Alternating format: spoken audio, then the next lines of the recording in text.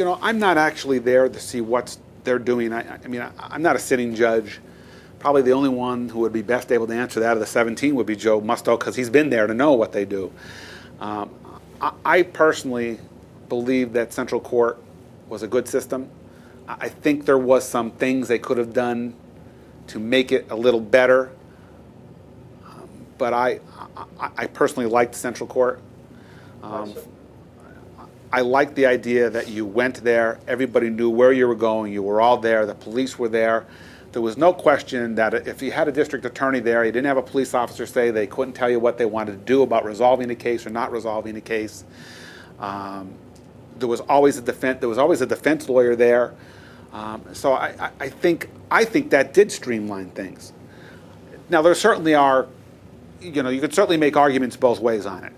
I mean, I just think that if Central Court there was some things you could have maybe have done to maybe streamline it a little bit better, but certainly with times and stretching and getting things more specific in terms of when you're going to be there and when your case is going to be heard. But sometimes that always doesn't work. People's schedule doesn't always allow that sometimes.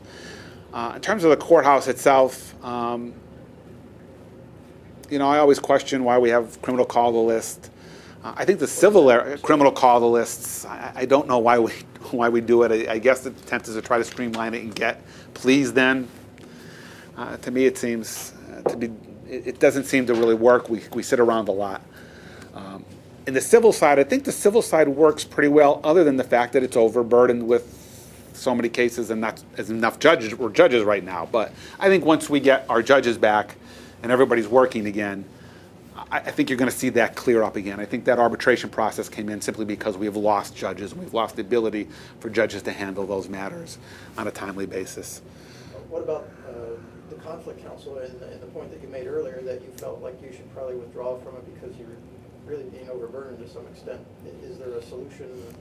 I think there's a solution. I think the solution is like any other solution. I think the solution costs money.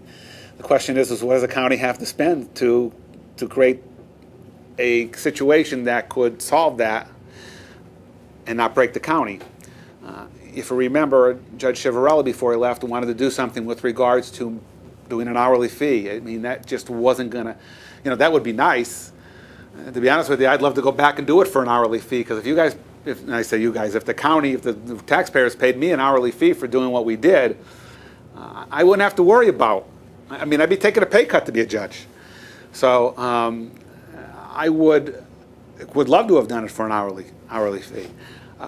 I think really the way to do it would be we need to, only because of what's been happening in our area with so many homicides, you need to create a separate division of homicide from the public defender's office. And you need to take that separate division of homicide and put in there, for example, an individual from the public defender's office. And I'm just going to give you an example, because we all know he does a lot of this. Billy Russo will say. Billy runs the criminal division. And then you take 2 or 3 other people. Maybe you pull 1 or 2 from conflict, maybe you pull 1 from the PD's office, and you make them just a separate entity. Now, they no longer have a conflict with the public defender's office, and they no longer are part of conflict. They just do this. And just pay them to do that.